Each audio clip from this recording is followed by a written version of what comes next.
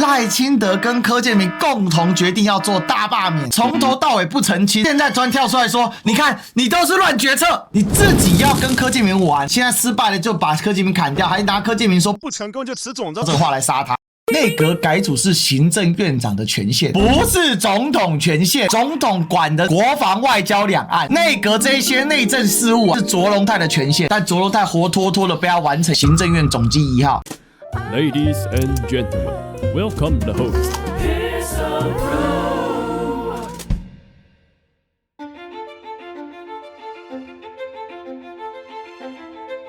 这个是赖清德最近的高光时刻，他已经在变迷因梗了。赖清德最近呢，其实过得不太顺。自从呢被国民党打莱尔校长这个梗之后呢，就从来没有下去过。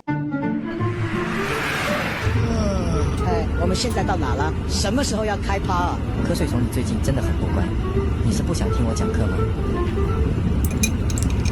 可是前面不是悬崖吗？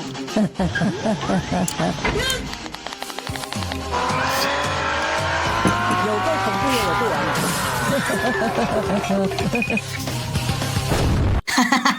哦，你再这样我要唱歌了。白云，绿光在哪里 ？Green light, I'm searching for you. Always， 不会却不真爱不会结束。Green light in my life， 遇见了。为什么小牛一直笑？一个传奇，说一声，Listen to me， 有一道绿光，幸福在哪里？好了，谢谢大家。抓走了。关心一下，那是很正常。好，谢谢。就是这次投票的选情如何？等一下问，好吧，好吧，诸位。这是有个莱尔校长合集哦，这个超好笑，这个超好笑，这个你一定要看。我看到长毛象，千锤百炼，百炼成钢，打掉杂质，不是表决多数赢就可以了，不是哦，好，不是这样子，没有必要拿钱来发给大家。1万块钱，我不知道你能够用多久。国军是袂使入去边绑。我哪天来给你背啊？国文的啥啊？数学这么深奥的东西，我不太懂。先不要说这么多。这个是那个台湾英霸啦，就是那个这次调解89闽南郎，据说就是他啦。这一次也是出来什么反共正蓝军的成员之一。我们先唱一首歌。台湾为什么哭泣？难道预算没有分给我？台湾为什么叹息？莫非国卫躲在监督？不是啊。我们只要成立一个台湾公民党就好了。谢谢我绿共，我骄傲。这个啊，其实已经在网络上带起了整个风气，也就算。然后呢，莱尔校长本人还要出 trouble。那天我们记者会，其实我们有看现场，对不对？那个梗是当时他说什么弄个什么台湾公民党还是什么的，公民党就好了。谢谢我不给他讲话。那个英霸叫徐博月啦。那一天赖清德到底讲了什么？听到 TVBS 记者说了什么？这个真的是大破防。总统好，我是 TVBS 邱婉柔。我想另外再问一下，因为其实刚刚这个国民党党主席朱立伦呢，他就说这两次投票结果都是民意展现，所以也提出了5个改革，说希望赖政府这边可以来配合。那其中一项是说，他认为要成立这个跨党派的调查委员会，要调查我们民进党政府常推这绿电弊案，还要释放柯文哲，他认为是压人取供。你怎么回应他这样的看法？基本上，现在越看越像了，来看一下，到底是个很多人的就开始在找啊，那有人就把它再放得更大，我们来听看。那这事情到这里还没有完哦，大家就开始去调查，因为他如果真的会骂的话，他以前一定有骂过，还真的有人翻到了，终于有人找到了。妈的，军告！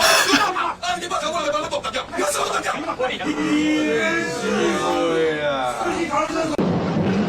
嘴型一模一样啊，从年轻骂脏话到现在习惯，还得是总统啊，在总统府记者会公然骂记者。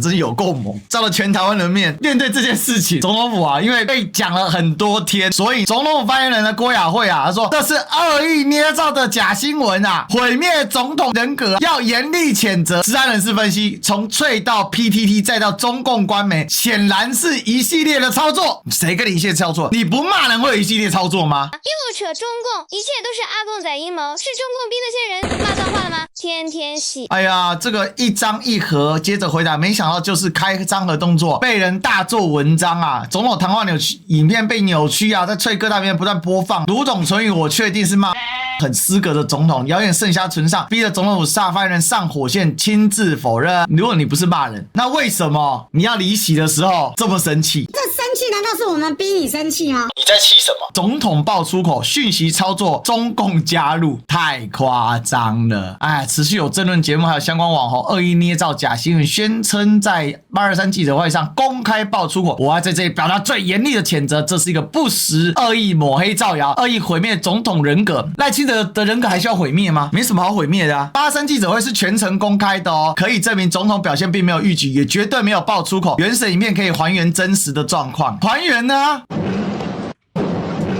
所以这借着恶狠狠的威势，我们继续看哦。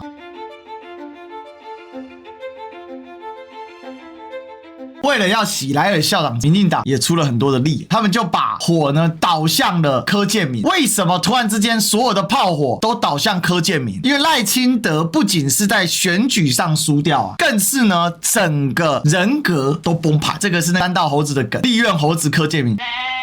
为什么大家都在给我把老柯拿来祭天啊？怎么祭天呢？你自己看哦。郭国文就是赖清德的嫡系，你知道吗？郭国文大罢免前批国民党财化法草率修法，大罢免后揭露为了对抗财化法，民进党禁止自己人提案，林淑芬痛批蓝白没有讨论不是民主，大罢免大成功。大罢免后自证民进党真独裁啊！民进党绿营都没有讨论，没有民主，不遵守就会被开除哦。选前蓝白，选后柯建铭，大家都跳出来帮赖清德打掩护啊！赖清德崩了啊！赖清德为了下车对柯建铭有多狠呢？我们来看一下这一段扯爆。总统想问一下，汉时政院昨天公布了新的内阁成员，外界觉得说有部分的新成员蛮让外界很担心。然后已经上任1年多，再加上国内外的挑战多，在这个时候内阁做调整，更有行动力，更有行政力，更能够贴近民意，这是必要的。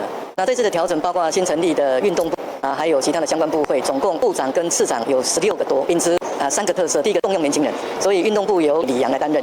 另外呢，行政院秘书长由张敦涵来担任，那是我国历史上最年轻的秘书长。另外也重视专业，所以我们国发会由中经院前院长担任。经济部由龚明勋来担任。一个是个体经济的专家，一个是总体的专家。那另外呢，我们也重视经验可以持续推动各项工作。然后数发部由林宜庆担任。那我们希望整个内阁重新调整之后，能够以4个优先来做经济发展优先。